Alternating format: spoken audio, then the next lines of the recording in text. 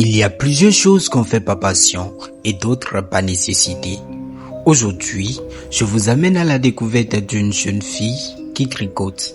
Je m'appelle Aurore Lanlenou. Je suis étudiante en deuxième année de physique-chimie. Je suis hôtesse événementielle et je fais du tricotage, mais aussi de la danse.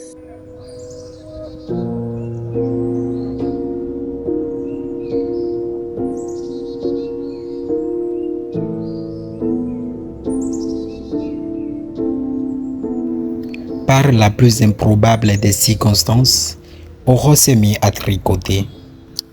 Alors, j'étais à la maison. Je m'ennuyais, c'était les vacances.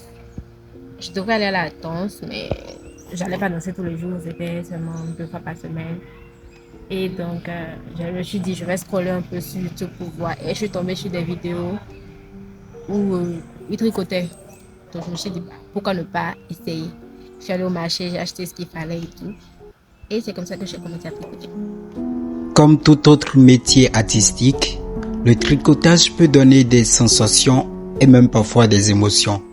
À chaque fois que je me mets à tricoter, je ressens cet enthousiasme parce que je me dis, bah, je suis en train de créer quelque chose, c'est en train de développer ma créativité, ma patience, parce que en tricotant, je peux très vite m'énerver parce que genre, des trucs que je fais mal, que je dois reprendre.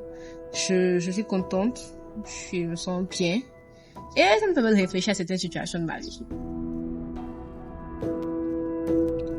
Même dans les choses les plus simples, il y a toujours des difficultés. Alors, Aurore nous parle des difficultés qu'elle rencontre en tricotant. Au début, c'était un peu compliqué parce que je devrais chercher des tutos à chaque fois que je voulais réaliser un truc.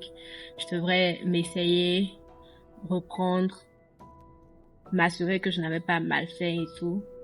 Mais maintenant, je ne dirais pas que c'est facile, mais je dirais que c'est plus simple parce que je sais déjà faire certaines choses, je connais les bases.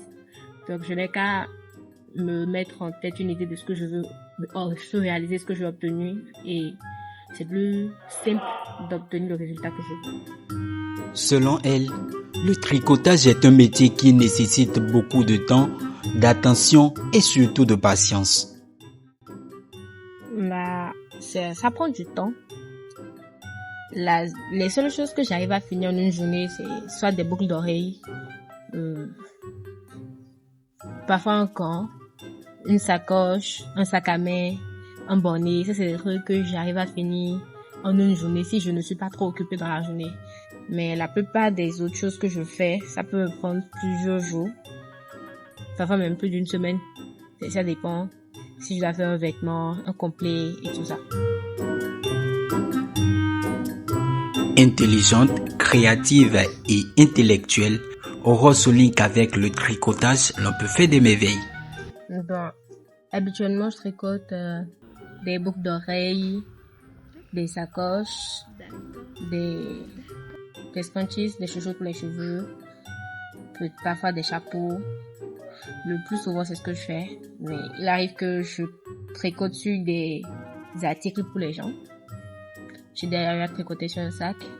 J'ai déjà réalisé un débardeur, un complet pour femmes, 2 complets pour femmes en fait.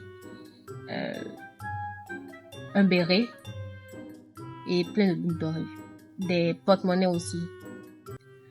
Ça ne s'arrête pas là. Aurore a bien des rêves qu'elle veut réaliser dans le tricotage. J'ai envie de créer un centre, donc plus un endroit où les gens qui aiment tricoter se rassemblent, filles comme garçons. Ils tricotent ensemble, ils partagent leurs expériences quotidiennes. Ils se soutiennent mutuellement. Faire une sorte de thérapie de groupe parce que le crochet ça peut être thérapeutique à certains moments.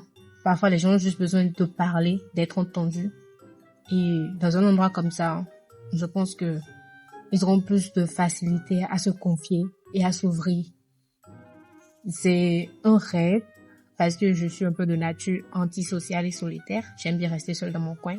J'aime pas trop me mélanger aux gens. Mais un projet comme ça peut profiter aux gens comme moi.